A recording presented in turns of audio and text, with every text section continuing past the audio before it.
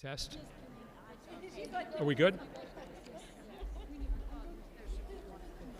Good afternoon, everybody. I am State Representative Jamie Flick, representing the 83rd District, which is the Lycoming County and parts of Union County.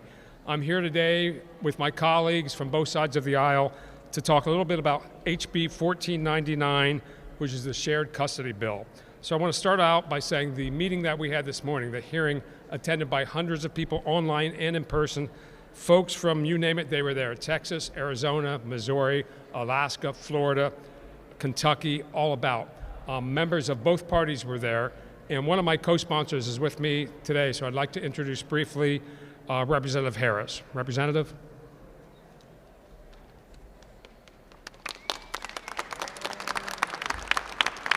Thank you, co-sponsor, sponsor bill, Representative Flick. You know, the science says it both. Kids need both. You know, both parents are essential to raising their children, especially everything that's going on now in society. I think fairness and a child being raised by both parents, you know, as long as both parents are you know what I mean, kind and thoughtful of their children. So this legislation, I think, is essential, is needed, and it's a long time coming. Thank you. Rep. Harris. Thank you very much. Thank you, Rep. Harris. Greatly appreciated. Also with us today is Representative Cooper, who has turned into my one very, very best friends here in the House of Representatives. I've only served here for not even 3 years, so I'm not just new to the House, but I'm completely new to politics. My background was not as a lawyer.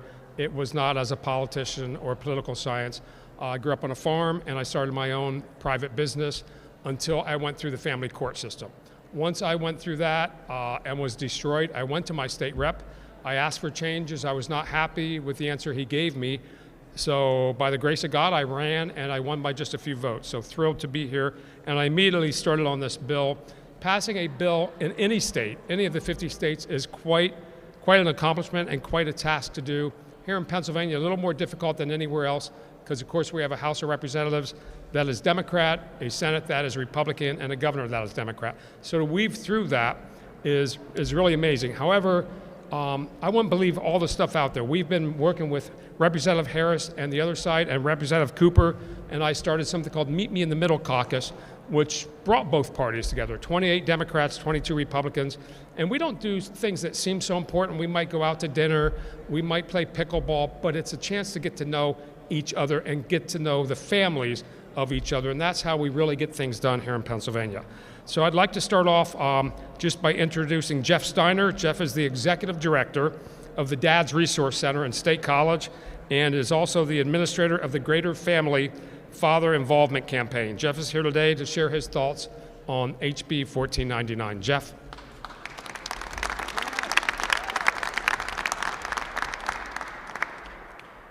Thank you, Representative Flick. And it must be said that for an issue, a matter this important, Representative Flick is truly an incredible leader on this. He's been tireless in his advocacy and his work and his outreach to his colleagues.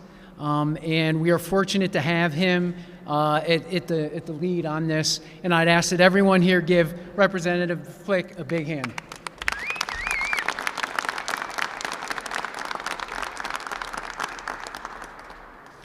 The Dad's Resource Center was founded by Dr. Joel N. Myers, the founder and executive director of AccuWeather, to provide education, resources, and advocacy for single fathers struggling to be in the lives of their children due to the family courts, the county, and the human services systems. Our focus is on fathers because more often than not, they face many biases, many barriers, and have great difficulty when families are separated. According to the Ann E. Casey Foundation, 1/3 of Pennsylvania children are growing up in single-parent households. That is 833,000 children. Now, a lot of people work that out, but when they don't, they come to our family courts to be able to have them work them through these types of issues. And the courts, everyone means well. the judges, the attorneys, the social workers, but the courts just are not working for children. Court cases drag on for many years. People are spending tens, hundreds of thousands of dollars. The children are kept in limbo for many, many years. We have the factors, but we don't have that one main guardrail or that one touchstone that the judges need to have in order to be able to start this process off properly.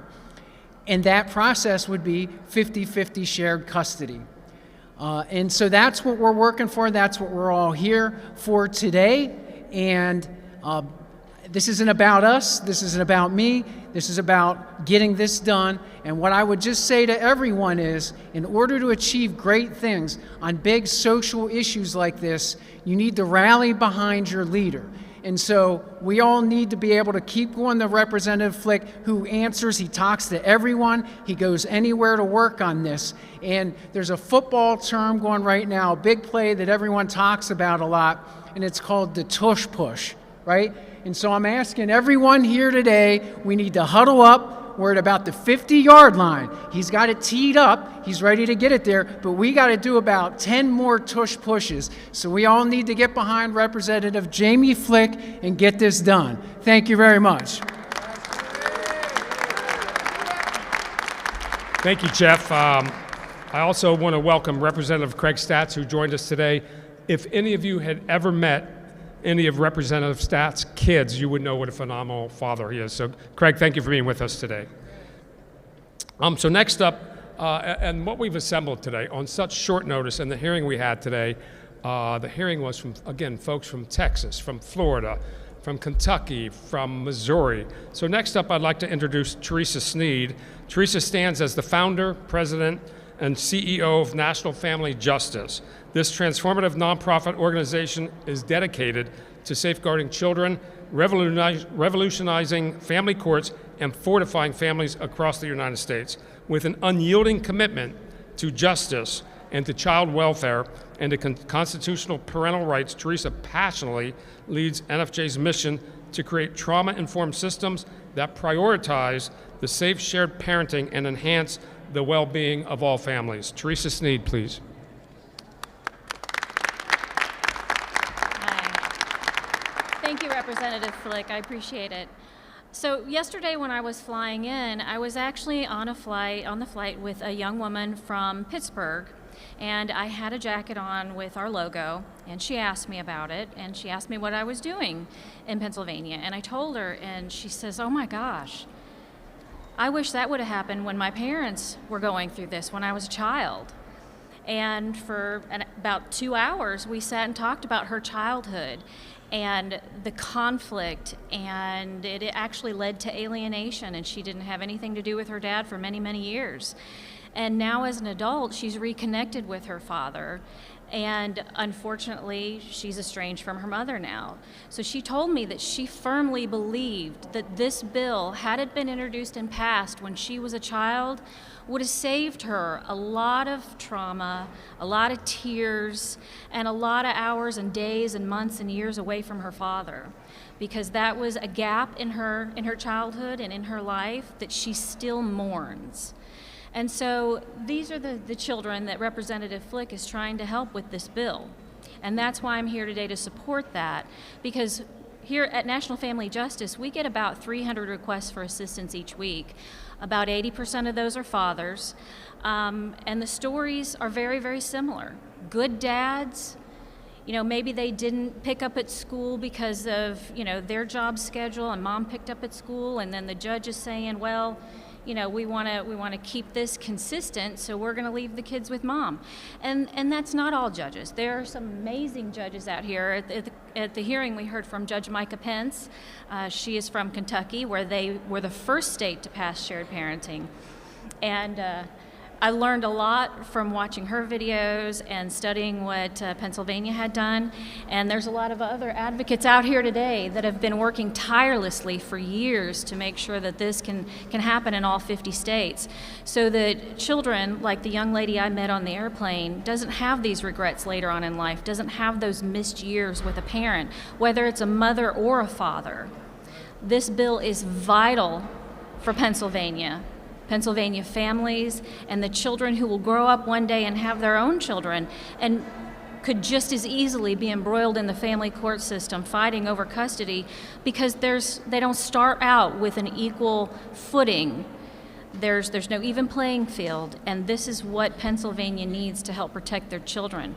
Because children that grow up without specifically a father are statistically at a disadvantage in almost every way we can fathom. And that's not something we want to continue. We want to stop it now and build a better future for these children and their children. Thank you, Representative Flick. Great. Thank you, Teresa. Thank you so much. And all of our testifiers today, at their own expense, flew in last night, again, from all across the nation, as far away as Alaska. So also joining Rep. Harris and Rep. Cooper and Rep. Stats with me today at the top of the steps are Rep. Wattrow, Rep. Olsummer, Rep. Pugh, Representative Fritz, and Representative Rinkovich. So thank you all for being here this morning, or this afternoon. So legislation takes a long time to pass. When I first became a rep 2.5, almost 3 years ago, I met with my senator, Senator Gene Yaw, very powerful senator, told him about my bill, and he goes, I think you have a good shot at getting that done within 8 years. And I thought he was joking. I'm now on year 3, but when I first started working on the bill, I looked around at Kentucky, where it first got started. I looked around at other states, and I saw there was something going on in Missouri. So I reached out to our next speaker, Mark Ludwig, and I flew to Missouri. Mark, I think it's been a little over 2 years ago, October of 2 years ago, and got to celebrate the passage of a 50-50 bill in Missouri with Mr. Ludwig. So Mark is the executive director of Americans for Equal Shared Parenting and was extremely involved in getting legislation passed those 2 years ago in Missouri. He is a tireless advocate and travels the nation talking about shared parenting. Mark, if you would, please.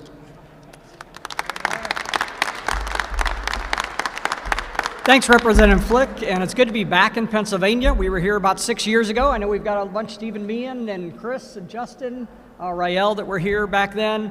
Pennsylvania is close to my case now. My son's mother has a home in Bloomsburg, not too far from here. So this has a personal interest at this point. But very, very fortunate. I'm the only person in the country that was a part of all 5 states that have now passed rebuttable presumption bills. And in all those states, as the representative mentioned, it took a while. You know, Kentucky took us 8 years, Missouri 9 years, Florida 12 years, Arkansas 3 years. That was the quickest one. Virginia 6 years. But in every state, there became a tipping point where you worked, and all of a sudden, it was like you finally passed a threshold. It's almost like the difference between treading water and swimming. There's only a couple inch difference between where the water level is on your nose. But that little difference can help you get the speed that you need to swim. And what I see going on with Representative Flick and his commitment, his passion to this, and I see going on today, you see the people here, I'm telling you, this has moved from the head to the heart for a lot of people in Pennsylvania. And it's just like, not to be melodramatic, but if you think of that Miracle on Ice hockey game, where if you were part of that in 1980, some of you are too young to remember, but I remember watching it on TV, and you could feel it. You could feel these guys were committed. They were going to win that gold medal, and you can feel that today. I can tell because I can see the passion in that guy right there. And when I look across the country at all the sponsors we have, last year I worked in 31 different states, and I'll tell you what, I'll put that guy at the top of the list. And I'll follow him anywhere. So if you guys are from Pennsylvania, stand behind this guy. He is committed. We are going to get Pennsylvania across the finish line, and I can't wait till it gets done.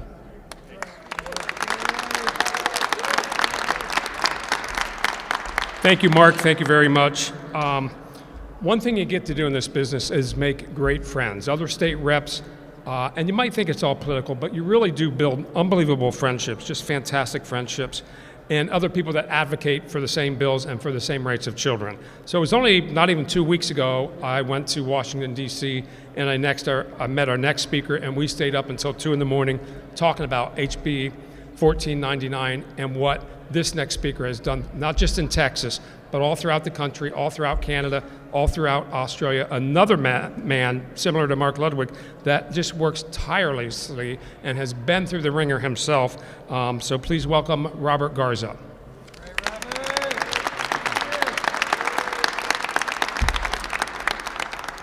I want to talk a little bit about the House bill.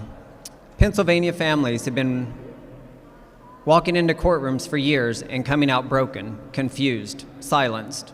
Decisions are made without explanation. Children are torn from parents with no clear reason, and the people who suffer are the ones caught who can't fight back.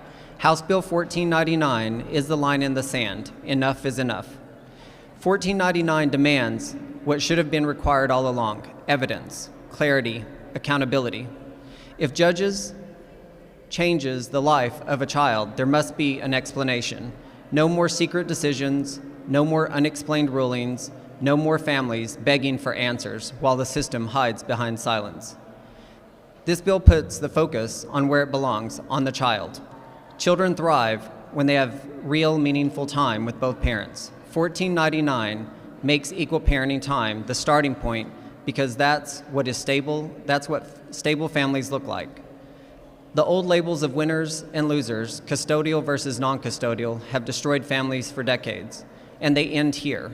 The bill replaces them with shared responsibility and shared parenting whenever it's safe and appropriate. 1499 forces the system to do what it has failed to do for far too long. Put the child first. It brings structure where there has been chaos. It brings truth where there has been confusion. And it brings accountability to a system that has never been asked to answer for its decisions. A good parent does not weaponize a child. A good parent supports their child's needs for both parents. Parenting is not about control. It's not about punishment. It's about presence, peace, and putting the child first every single time. We cannot have a strong nation without strong families, and that's what this bill does. Have a quote that I did that talks about the fight that we've had this far. The fight for equal parenting is the largest modern-day civil rights and human rights movement. We will not stop until truth, justice, and the family unity prevail. Every generation has had its moral blind spot. Slavery was once legal. Women were once denied the vote. Civil rights were once denied to people based on skin color. Millions were silenced in the Holocaust while the world turned away. Today, courts deny children's equal time with both parents, and society calls it in the best interest.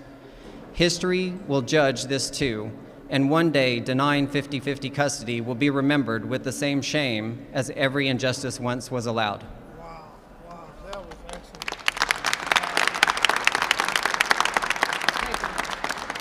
Thank you, Robert. We have one more speaker, but before I get to that speaker, the advocates and having other state reps and senators and from both sides of the aisle are so critical, and these reps are so important. But we pale in comparison to the parents. The parents are the ones that came today by the busload and tuned in from all over America, but really in the Commonwealth of Pennsylvania. So if we could applaud ourselves for all the moms and dads that stand behind me. And if you continue to stand behind me, I promise you I will continue to stand behind you. We will get this passed. So my next speaker, again, I just met last night, and everything has a starting point. As Mark Ludwig had mentioned, it's passed in roughly 5 states. The first state was 2018 in Kentucky, and that is now our benchmark. We have 8 years of data that prove what has happened in Kentucky with equal shared parenting has just turned into complete success. So next with me today, again, as where it all started in Kentucky, Judge Pence was sworn in as the youngest and first female judge in the 43rd Circuit after 10 years of practicing family law. I can think of nobody better than Judge Pence to talk about this today. Thank you, Judge.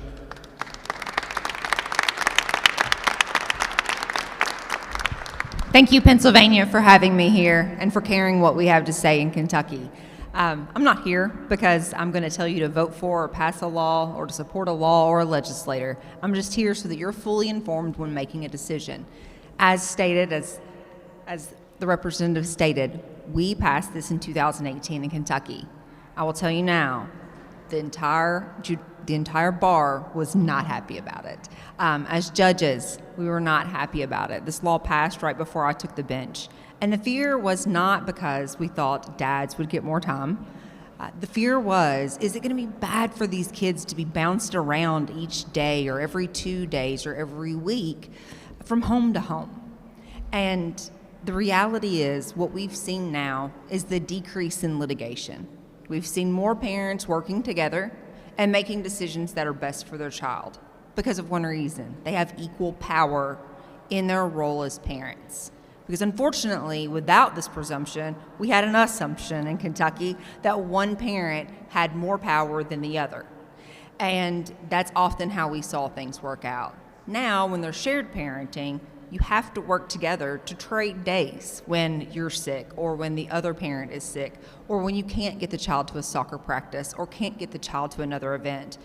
It's been a blessing to see some of my friends even relocate because the other parent needed to relocate for a job, so they went too, so that they could remain equal and shared parents, doing what was best for their child and making the decisions not on their own best interest, but we had given them the room to make those decisions on the best interest of their child, as the U.S. Supreme Court required in Troxel versus Granville in 2000. So I just want you to take a look at this, consider it. If you have questions about how things have gone in Kentucky, there's a lot of information concerning the decline in divorce rates. But I can say that in my own courtroom, I've seen the conversations change. The conversations are no longer as angry, as bitter as they once were. They start with, I know they're a good parent, but this is what I think is best for our child, and here's where we disagree. It helps to focus the argument on what's best for the child as opposed to slinging mud from parent to parent. But let's face it, if you told me I was only going to get every other weekend and one night a week with my child, I'd come in there slinging all the mud possible because I wouldn't want to spend that time away from my child. And that's why it's important that we have the equal power here. Not just equal time, it's about the equal power in the courtroom. And that's what helps us settle cases and let parents make the decisions that are best for their children. So, thank you.